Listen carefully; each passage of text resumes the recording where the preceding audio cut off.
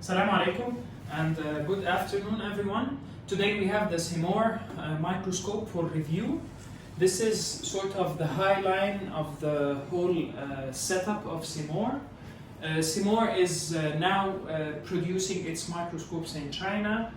They have been having a new agent in Egypt, so they provided us with a couple of models to test and to give some feedback and review on. The line you have in front of us now is sort of the advanced line they have with almost all of the accessories. This line has a built-in camera and the adapter and the beam splitter for an external DSLR.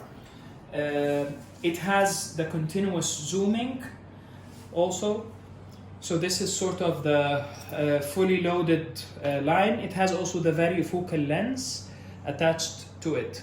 So I'll be explaining in brief the different perspectives of this microscope, the goods and the bads, the aspects which I think stand out, and also the aspects which could be invested in or could be better.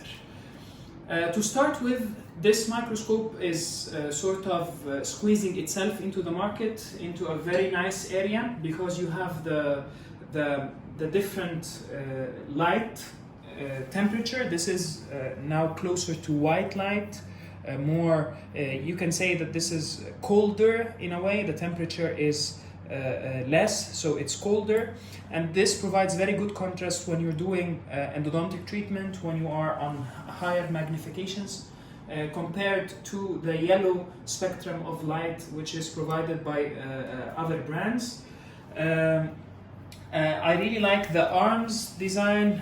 They are extended a little bit outwards and downwards. You have here sort of a connection to the built-in camera, provides settings and the video recording and the image recording, and also to stop the video recording. You have three knobs on this side, one for the magnification, which is a continuous zoom knob. This provides continuous zooming, and then a second one to decrease and increase the light intensity, as you can see here, and a third one which provides the filter.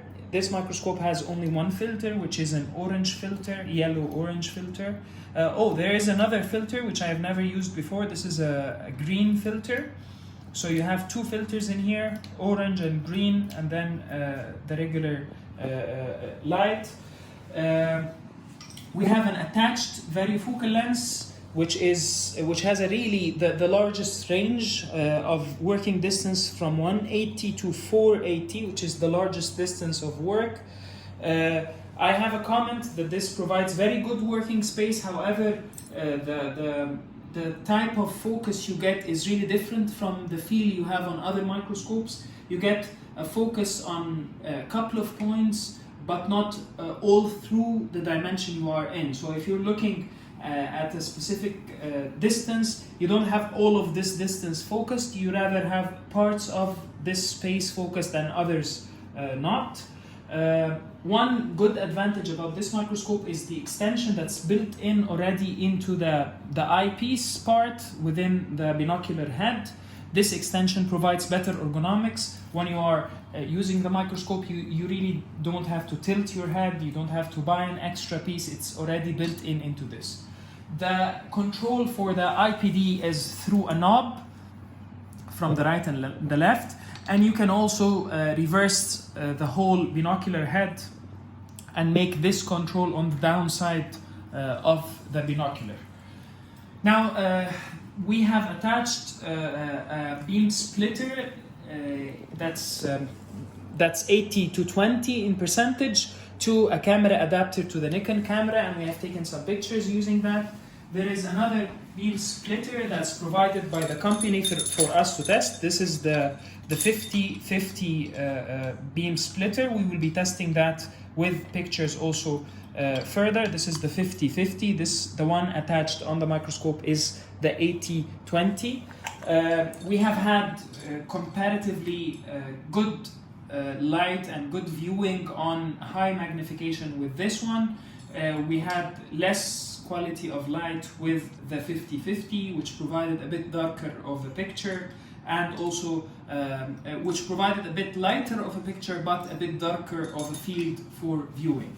Now, if we view or evaluate all of the aspects, we have very good high light intensity. This is relatively higher than the basic model of Zoomax. The basic model we have tested for Labomet, and it's relatively almost close to the optomic microscope, and of course a bit less than the Leica microscope in higher magnification. However, the light temperature is really nice. This is a white light, as I said earlier, which provides very good field of work for endodontics. The optics are relatively good. However, I would say that the quality of the lens shows a bit of variation on the sides of the lens. The field of view is not as large as the Leica's field of view. And one more thing is that, as we said, the varifocal lens has the largest working distance on this microscope. My sort of negative aspect on this microscope would be ergonomics. I would say that the controls of the microscope are a bit sluggish. You have to adjust an arm on this side in here to be able to control the movement of the microscope.